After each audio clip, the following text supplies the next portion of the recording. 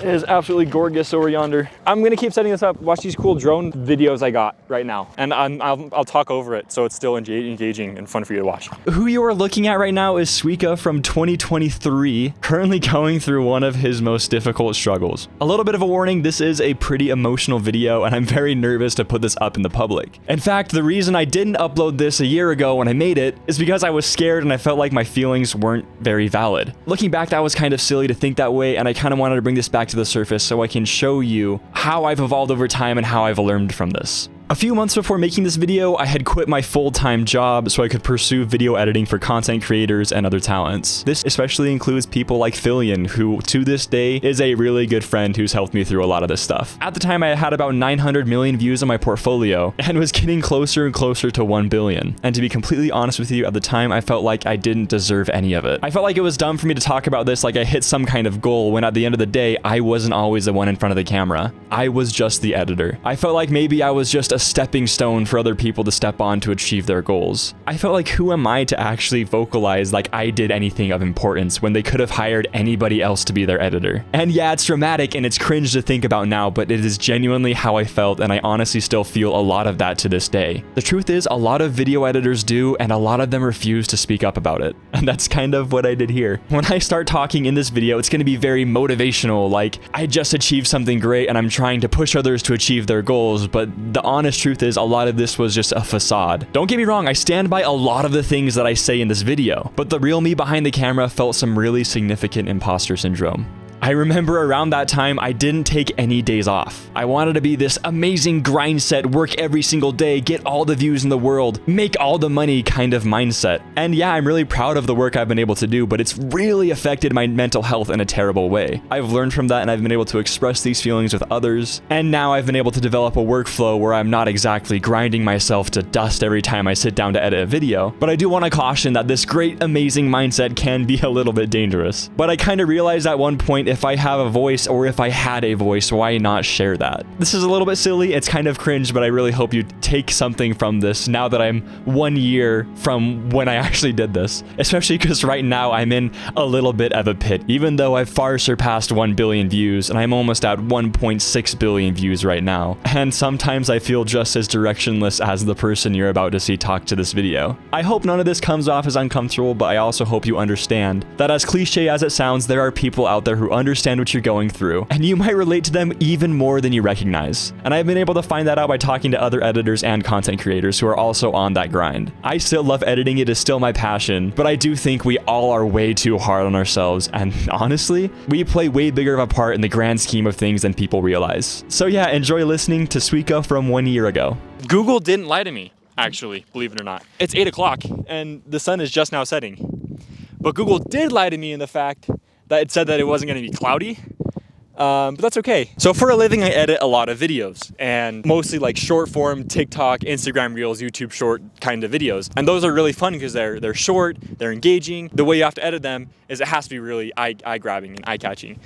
This video might not have been that, so it's something a little bit unique for me. Right before I left and right before I came here, I added up the total amount of views of all the videos that I've edited and all the videos that I've worked on.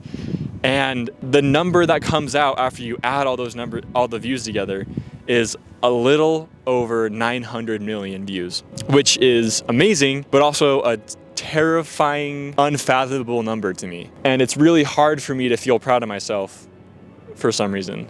I got into video editing in 2020 because I wanted to make a video, a little compilation from the time that I lived in Japan. So if you don't know me, in 2018, right when I graduated high school, I moved to Japan, taught English, met amazing people, experienced a different culture, and I would confidently say that the 2 years that I had in Japan was the 2 best of my life so far. That being said, I was actually supposed to be in Japan for a little bit longer. There was a silly, funny little goof that happened in 2020, if you remember, called the coronavirus, which meant I had to get emergency evacuated out of Japan back home to the States, which was really hard for me. I had no plan for college, for where I was gonna live. So obviously it was a really scary moment in my life. But I thought, you know what, let's make some lemonade out of these lemons. I got all the footage that I took in Japan and I made a fun little compilation video on some weird software. It was like Corel Corel's equivalent of Premiere Pro in their suite. But I remember when I edited that video, everything kind of clicked. I understood how to express the ideas in the video and really hit home on a really basic level what I wanted to convey in that video. So while editing that, I thought, you know what, maybe this is my thing. Funnily enough, while I was in Japan, I discovered what VTubers were.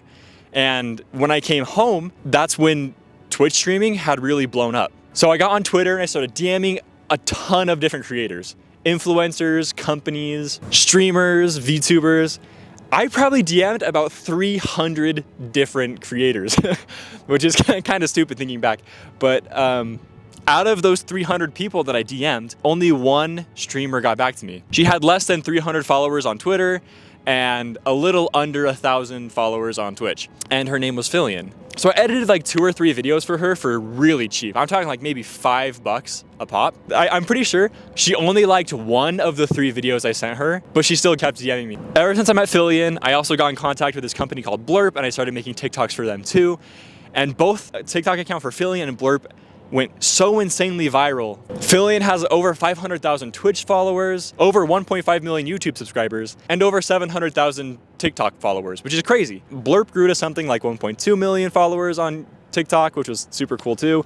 And that one was really special to me because that was actually me putting my face in front of the camera and making fun little jokes. I feel like at 900 million views on the works that I've helped edit, somewhere along the way, I developed really, really bad imposter syndrome. Imposter syndrome is the thought process of no matter what you do or how far you get, there's someone who's gonna be better at you at that specific thing. Obviously, there's a million different editors out there who are better than me. And like, I'm not even claiming myself as a very good editor. This is so pretty right now. Can we just take this in? Like, I didn't think it'd be this pretty. Get out of the way, truck. Get out of the way. Drive faster, truck. Come on. Get out of the way, truck.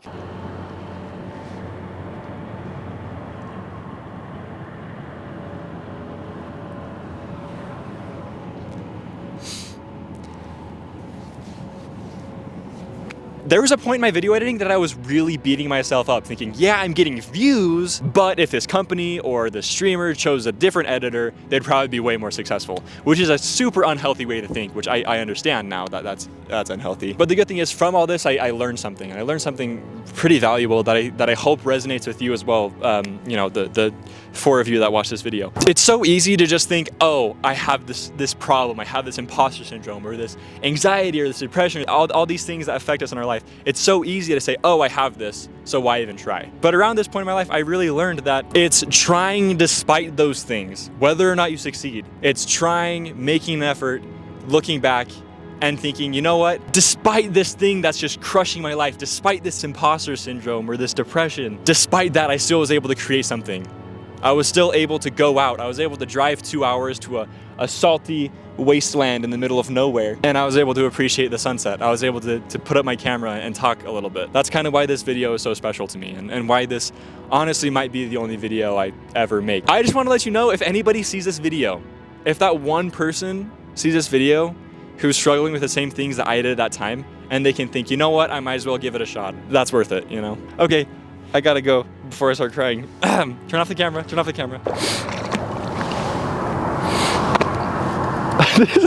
This is so crazy. Like, I didn't think it'd be this pretty. I'm at a loss, man. This is worth it.